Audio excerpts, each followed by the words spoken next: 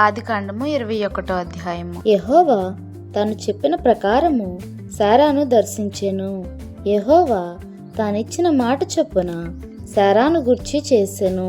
ఎట్లనగా దేవుడు అబ్రహాముతో చెప్పిన నిర్ణయ కాలములో శారా గర్భవతి అయి అతని ముసలితనమందు అతనికి కుమారుణ్ణి కనెను. అప్పుడు అబ్రహాము తనకు పుట్టినవాడును తనకు శారా కనినవాడునైన తన కుమారునికి ఇస్సాకు అను పేరు పెట్టెను. మరియు దేవుడు అబ్రహాముకు ఆజ్ఞాపించిన ప్రకారము అతడు 8 దినముల వాడైన ఇస్సాకు అను తన కుమారునికి సున్నతి చేసెను. అబ్రహాము కుమారుడైన ఇస్సాకు అతనికి పుట్టినప్పుడు అతడు 100 ఏండ్లవాడు. అప్పుడు శారా, దేవుడు నాకు నవ్వు కలుగు చేసెను, వినువారెల్లా నా విషయమై నవ్వుదురనెను. మరియు శారా పిల్లలకు స్తన్యమిచ్చునని ఎవరు అబ్రహాముతో చెప్పెను. నేను అతని ముసలితనమందు కుమారుని కంటిని గదా అనెను. ఆ పిల్లవాడు పెరిగి పాలు విడిచెను. ఇస్సాకు పాలు విడిచిన దినమందు అబ్రహాము గొప్ప విందు చేసెను. అప్పుడు అబ్రహామునకు ఐగుప్త్యురాలైన హాగరు కనిన కుమారుడు పరిహసించుట శారా చూచి, ఈ దాసిని దీని కుమారుణ్ణి వెళ్ళగొట్టుము, ఈ దాసి కుమారుడు నా కుమారుడైన ఇస్సాకుతో వారసుడు ఎండునని అబ్రహాముతో అనెను. అతని కుమారుణ్ణి బట్టి ఆ మాట అబ్రహామునకు మిక్కిలి దుఃఖము కలుగు చేసెను. అయితే దేవుడు, ఈ చిన్నవాని బట్టియు నీ దాసిని బట్టియు నీవు దుఃఖపడవద్దు, శారా నీతో చెప్పు ప్రతి విషయములో ఆమె మాట వినుము, ఇస్సాకు వల్ల అయినది నీ సంతానమనబడును. అయినను ఈ దాసి కుమారుడును నీ సంతానమే గనుక అతన్ని కూడా ఒక జనముగా చేసేదనని అబ్రహాముతో చెప్పెను. కాబట్టి తెల్లవారినప్పుడు అబ్రహాం లేచి ఆహారమును నీళ్ల తిత్తిని తీసుకుని ఆ పిల్లవానితో కూడా హాగరునకు అప్పగించి ఆమె భుజము మీద వాటిని పెట్టి ఆమెను పంపివేసెను. ఆమె వెళ్ళి బేర్షెబా అరణ్యములో ఇటు అటు తిరుగుచుండెను. ఆ తిత్తిలోని నీళ్లు అయిపోయిన తరువాత ఆమె ఒక పొద క్రింద ఆ చిన్నవాణ్ణి పడవేసి, ఈ పిల్లవాని చావు నేను చూడలేనని అనుకొని వింటివేత దూరము వెళ్ళి అతనికి ఎదురుగా కూర్చుండెను. ఆమె ఎదురుగా కూర్చుండి ఎలుగెత్తి ఏడ్చెను. దేవుడు ఆ చిన్నవాని మొరను వినెను. అప్పుడు దేవుని దూత ఆకాశము నుండి హాగరును పిలిచి, హాగరు, నీకేమి వచ్చినది?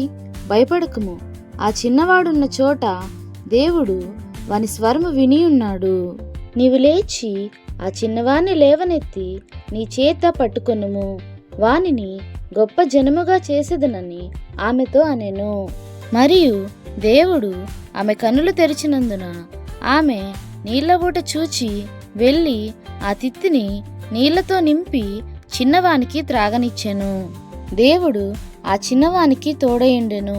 అతడు పెరిగి పెద్దవాడై ఆ అరణ్యములో కాపురముండి వీడుకాడాయెను. అతడు పారాను అరణ్యములో నున్నప్పుడు అతని తల్లి ఐగుప్తు దేశము నుండి ఒక స్త్రీని తెచ్చి అతనికి పెండ్లి చేసెను. ఆ కాలమందు అబీమెలెకును అతని సేనాధిపతి అయిన ఫీకోలును అబ్రహాముతో మాటలాడి, నీవు చేయు పనులన్నిటిలోనూ దేవుడు నీకు తోడయ్యున్నాడు గనుక నీవు నన్నైనను నా పుత్ర పౌత్రాదులనైనను వంచింపక నేను నీకు చేసిన ఉపకారము చొప్పున నాకును నీవు పరదేశివయ్యున్న ఈ దేశమునకు చేసేదనని దేవుని పేరిట ఇక్కడ నాతో ప్రమాణము చేయమని చెప్పెను. అందుకు అబ్రహాము ప్రమాణము చేసేదనెను. అబీమెలెకు దాసులు బలాత్కారముగా తీసుకునిన నీళ్లబావి విషయమై అబ్రహాము అబీమెలెకును ఆక్షేపింపగా, అబీమెలెకు, ఈ పని ఎవరు చేసిరో నేనెరుగను, నీవును నాతో చెప్పలేదు, నేను నేడేగాని ఈ సంగతి వినలేదని చెప్పగా, అబ్రహాము గొర్రెలను గొడ్లను తెప్పించి అబీమెలెకుకిచ్చెను. వారిద్దరూ ఇట్లు ఒక నిబంధన చేసుకొనిరి. అబీమెలెకు అబ్రహాముతో, నీవు వేరుగా ఉంచిన ఈ 7 గొర్రె పిల్లలు ఎందుకని అడిగెను. అందుకతడు, నేను ఈ బావిని త్రవ్వించినందుకు నాకు సాక్ష్యార్థముగా ఈ 7 గొర్రె పిల్లలను నీవు నా చేత పుచ్చుకొనవలెనని చెప్పెను. అక్కడ వారిద్దరూ అట్లు ప్రమాణము చేసుకునినందున ఆ చోటు బేర్షెబా అనబడెను.